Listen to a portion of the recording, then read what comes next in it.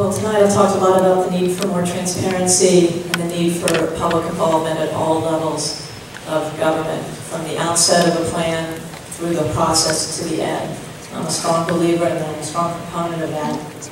I think that we have a brilliant citizenry, highly educated, deeply committed to our wonderful community. And while it is a remarkable community, I think there is, of course, room for improvement, and I do think that the citizens feel that they need to be heard more. And when I was deeply involved with the hot lanes issue, we did reach out to our electeds, and we were heard.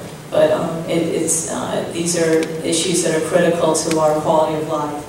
The Gen-On plant is the next big issue, or one of the next big issues. Landmark Mall, another big issue. We need citizen engagement at the outset and through the process. And I know Landmark's been discussed forever, and that's very frustrating to all of us. Is that it? You didn't hold it? Oh, okay. That's it. Thank you. Well, there always is room for improvement, and anyone who knows me and has talked to me knows that this has been a frustration of mine, of how the city at times does communicate with our residents.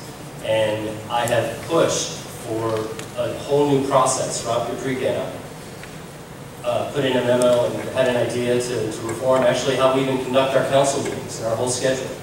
And, you know, we need to be very clear up front and have different types of meetings as we communicate a message and what the issues are, what the policy issues are, what the zoning issues are, and what the trade-offs are. But it's also a two-way street. And at some point, we need to hear, you know, clear communication back, you know, from you all as well. And, you know, so that is something I think that we really need to focus on. I think streamlining the website, making it much easier to get on the website. And I'll remind folks that, as an example of what I did, I was one of the co-authors, along with Rob, to put in the memo that turned over this Beauregard planning process to you all. And I was one of the ones who said, let's take a step on the waterfront, and created the Waterfront Work Group Task Force. So there's my commitment to you, and I hope we can continue to build upon those kinds of efforts. Well, it's certainly regrettable that some of these plans have ended up in litigation. You know, I'm a former Civic Association president. I value community involvement and making sure everyone's involved. It shouldn't be something that we are upset about, that we have people passionate about these issues in the city. That's a good sign, that people care enough about their city that they want to get involved and they want to be passionate. But we need to do better. I was involved in the very first of the small area plans, our land area. We've kind of gone around the city, working small area by small area, and we've learned. We still have a long way to go in improving these public processes, engaging people in the community. I would suggest a couple of things for how we can better engage the community. One of the things I pushed when I was on city council was providing childcare at our public meetings. There are a lot of parents in the city who, quite frankly, can't get out every night to be involved in some of these very important issues. Having childcare at our public meetings so that folks can get involved is one long way we could go, far way we could go to getting people involved. Another thing is using telephone town halls and different internet capabilities to bring more people involved. I think there are a lot of different ways we can better communicate with the community and get more people involved. I was glad to be part of the Waterfront Work Group process, and it was very important to do that because the citizen frustration was very high, and it was very clear that citizen participation did not happen early or early enough, and it did not provide the kind of channels necessary for the citizen concerns to be communicated and the answers to be received.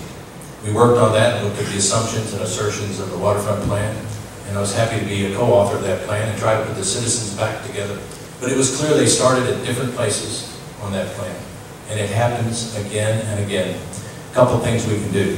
Involve citizens earlier in the process. I like the idea of developer and citizen discussions well ahead and well before someone hires a consultant, frames a study, and markets it to the citizens. I think we also need to realize that a lot of people in this city don't go to meetings and read things in paper. They're on Facebook. They're right now communicating on listservs. There's an entire generation gap here in communications we need to address and address quickly. Thank you all. We are going to have closing comments, but I just want to, first of all say I started this neutral, I remain neutral, but I will say, if you will start having child care at your city council meetings. I'll start coming from Maryland just to hear what's going on in Alexandria. But in all seriousness, I do want to say that I am so impressed with how many of you are here tonight and sitting here, and it's one of the many reasons why Alexandria is the envy of communities throughout the Washington area.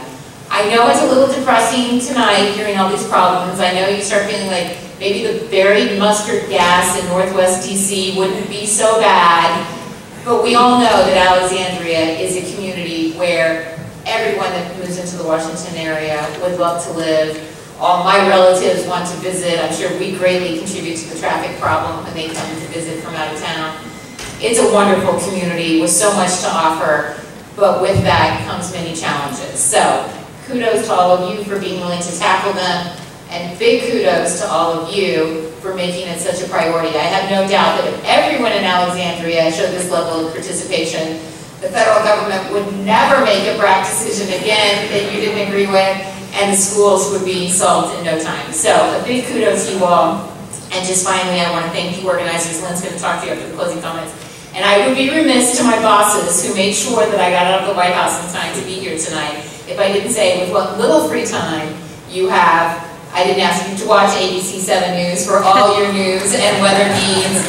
And the new show that we now have every week on Sunday mornings that I anchor, which talks about the economic and financial issues faced in our area. It's Washington Business Report, and I really enjoy doing that. After decades of covering politics, I find it easier to talk about what Ted Leonsis is doing to fix the wizards than it is to talk about what elected officials are going to do to fix